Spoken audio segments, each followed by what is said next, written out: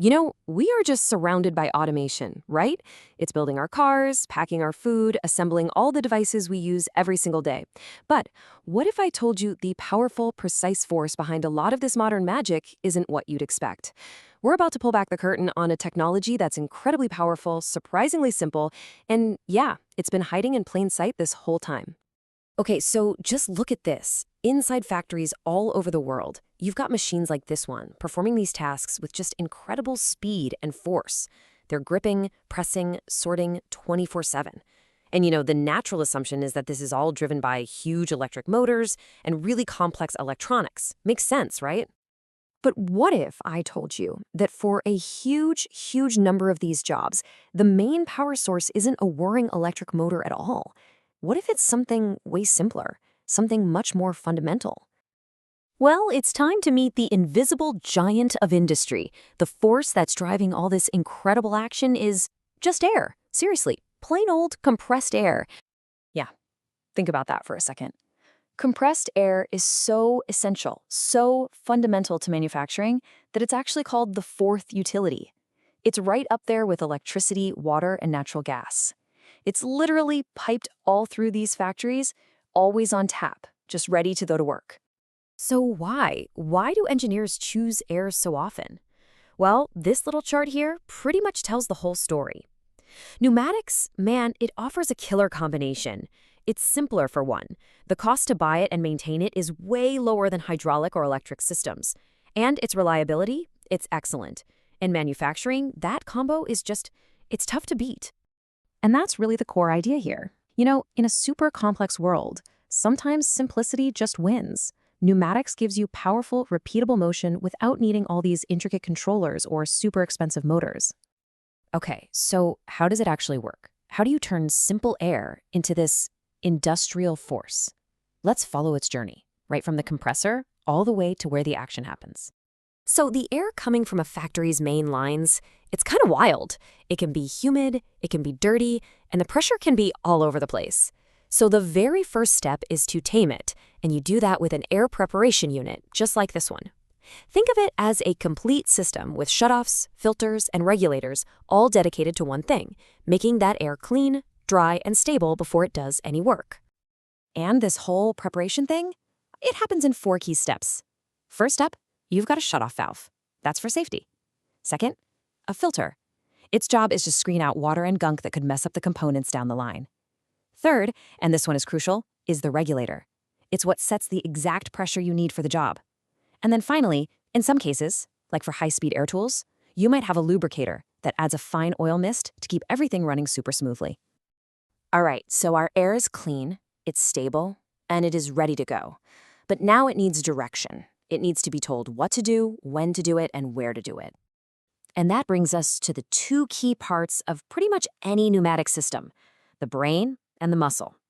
The valve, that's the brain. It directs the airflow.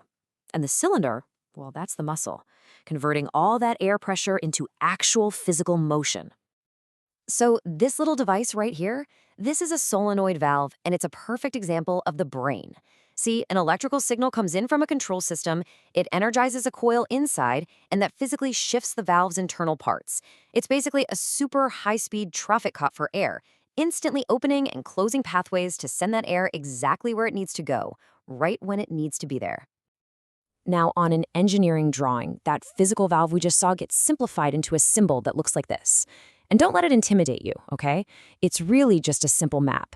Each of those boxes represents a different position for the valve, and the little arrows inside, they just show you exactly where the air is going to flow in that position. It's like the universal language for designing these circuits. And here you can see the whole thing in action. It's so cool. A sensor spots a bad box, it sends a signal to the controller. That controller then zaps the valve, the brain, which instantly redirects the air to the cylinder, our muscle. The cylinder shoots out, pushes the faulty box right off the line. Bam! It's brains and brawn, working together in perfect harmony. And hey, speaking of the muscles, they are so versatile. Cylinders aren't just for pushing things. They come in this amazing variety of shapes and sizes. You've got compact ones for tiny spaces, grippers that can pick up parts, guided rod cylinders for really precise straight-line motion, and even rotary actuators for twisting and turning things. Now, here's a little pro tip for you.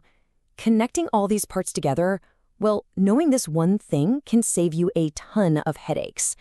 The flexible tubing you see on machines is specified by its outside diameter, or OD, but the heavier-duty air hose, kind of like what you might have in your garage, is measured by its inside diameter, or ID.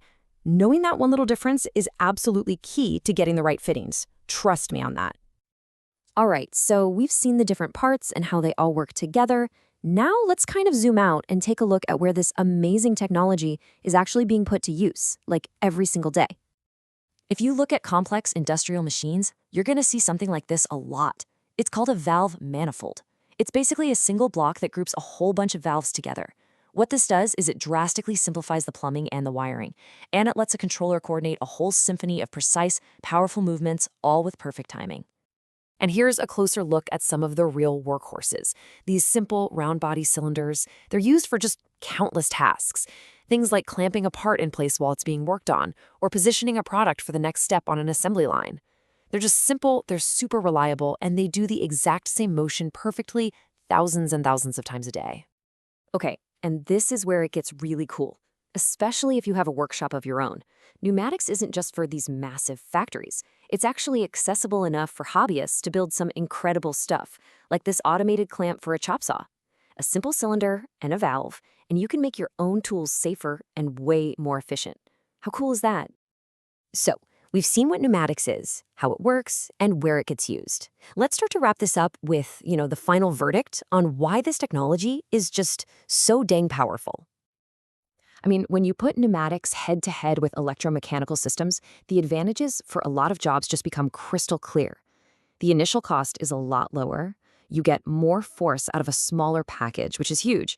Installation is simpler, and this is a big one. Air is just inherently safer than high-voltage electricity, especially if you're in a wet or hazardous environment. Now look, if you need the insane precision of a servo motor or the just immense, crushing force of hydraulics, then yeah, those are the tools for that job. But for countless other tasks, pneumatics is the simpler, more cost-effective, and honestly, more reliable solution. So the next time you need to make something move, just ask yourself, why not pneumatics? The answer? Well, it might just be in the air all around you.